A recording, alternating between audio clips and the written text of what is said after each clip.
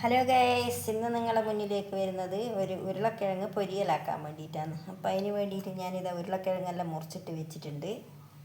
അപ്പോൾ നമുക്ക് പാൻ അടുപ്പത്ത് വെച്ചിട്ട് പൊരിയലാക്കാം. അപ്പോൾ അതിന് വേണ്ടി പാൻ അടുപ്പത്ത് വെച്ചു. വെളിച്ചെണ്ണ ഒഴിക്കട്ടെ.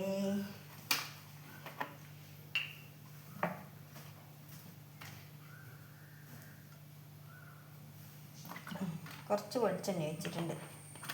ആ വെളിച്ചെണ്ണയിൽ വേണം ഇതാവാൻ, വേറെ വെള്ളമൊന്നും ഒഴിക്കാൻ പാടില്ല. അപ്പോൾ ഈ വെളിച്ചെണ്ണ കാഞ്ഞു കഴിഞ്ഞാൽ ഞാൻ ഈ ഉരുളക്കിഴങ്ങെല്ലാം എടുത്തിട്ട് അതിലേക്ക് ഇടും. എന്നിട്ട് അതങ്ങനെ എടുക്കുകയാണ് ചെയ്യുക. അപ്പോൾ കുറച്ച് ആയി കഴിഞ്ഞ് കഴിഞ്ഞാലാണ് അതിന് വേണ്ടുന്ന മഞ്ഞൾ, മുളക്, ഉപ്പ് എല്ലാം ഞാൻ ഇട്ട് കൊടുക്കും. മസാലകളെല്ലാം പിന്നെ ഇടും. ഉപ്പ് വേണ്ടിക്കൽ ഇതിട്ട് കഴിഞ്ഞ പാട് തന്നെ ഇട്ട് കൊടുക്കുക. അപ്പോൾ നമുക്കെല്ലാം അതിൽ പിടിക്കുമല്ലോ. അങ്ങനെയാണ് ചെയ്യുക.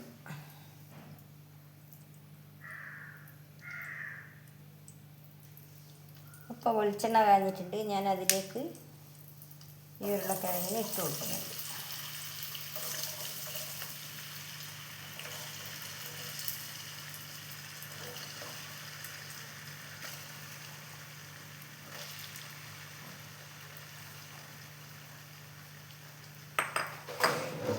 അപ്പോൾ ഇനി ആവശ്യത്തിനുള്ള ഉപ്പും കൂടി ഇട്ട് കൊടുത്തിട്ടൊന്ന് ഇളക്കി കൊടുക്കുക. ഉപ്പ്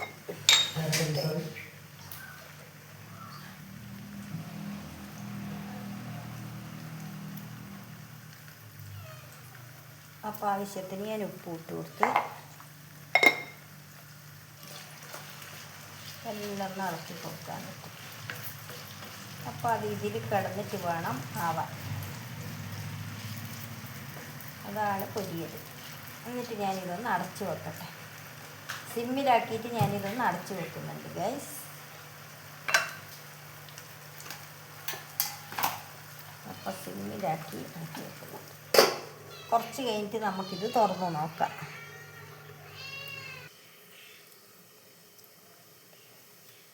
അപ്പോൾ ഗൈസ്, ഞാനൊന്ന് തുറന്ന് നോക്കട്ടെ നമ്മളിവിടെ ആക്കി വെച്ചത് എന്തായി.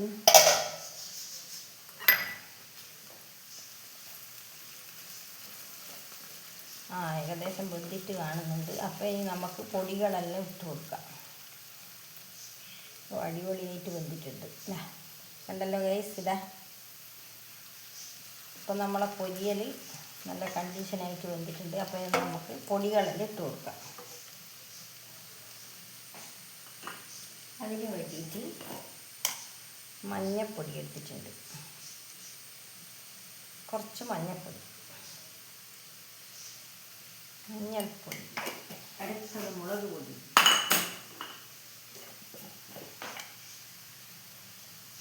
അടുത്തത് മുളക് പൊടി,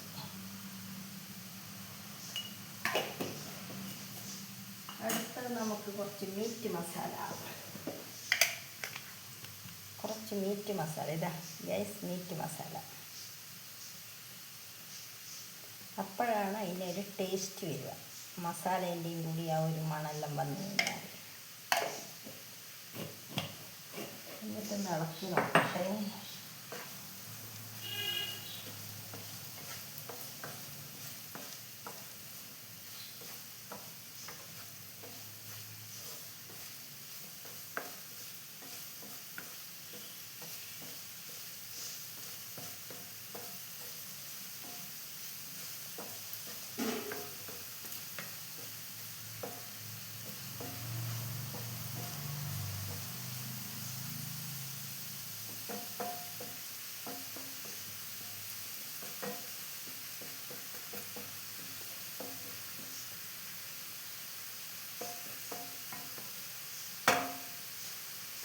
അപ്പോൾ ഇതിൻ്റെ മേലെ ഞാൻ കുറച്ച് കറിവേപ്പിലയും കൂടി ഇട്ട് കൊടുക്കുന്നുണ്ട്. പൊരിയലിൻ്റെ മേലെ ഞാൻ കുറച്ച് കറിവേപ്പില ഇട്ട് കൊടുക്കുന്നുണ്ട് ഗൈസ്. എന്നിട്ട് ഒരിക്കലും കൂടി അരച്ച് വെച്ച് നല്ലോണം ഒന്ന് പൊരിഞ്ഞ് വരട്ടെ അത്.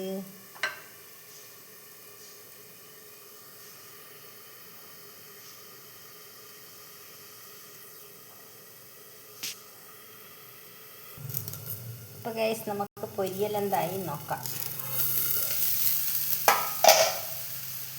പൊരിഞ്ഞ് വന്നിട്ടുണ്ടോ പൊരിയൽ? ഏകദേശമായി വന്നിട്ടുണ്ടല്ലോ. കുറച്ചുകൂടി ആവാനുണ്ട് ഗൈസ്, നല്ല ശരിക്കായിട്ടില്ല, കുറച്ചുകൂടി ഉണ്ട്. കുറച്ചുകൂടി ആയാൽ നമ്മളെ പൊരിയൽ കണ്ടീഷനായിട്ടായിട്ടുണ്ടാവും. അപ്പോൾ നമുക്ക് വാങ്ങി വെക്കാം. അതുവരെയും കുറച്ച് നേരം കൂടി നമുക്കിത് ഇളക്കിയിട്ടൊന്ന് അടച്ച് വെക്കാതെ പറ്റില്ല. കുറച്ച് നേരവും കൂടി നമ്മൾ ഇതിന് വേണ്ടി വെയിറ്റ് ചെയ്യണം. സൂപ്പർ ടേസ്റ്റാണ് ഗൈസ് ഇത് കഴിക്കാൻ. എല്ലാവരും ഒന്ന് ട്രൈ ചെയ്ത് നോക്കുക കേട്ടോ ഈ സംഭവം.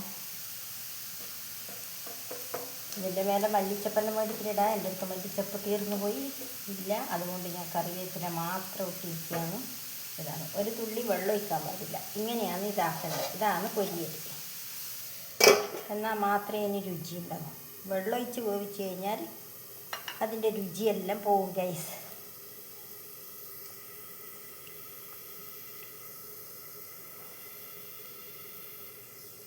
അപ്പോൾ ഗൈസ് ഞാൻ എൻ്റെ പൊരിയലൊന്ന് നോക്കട്ടെ കണ്ടീഷനായോ എന്ന്.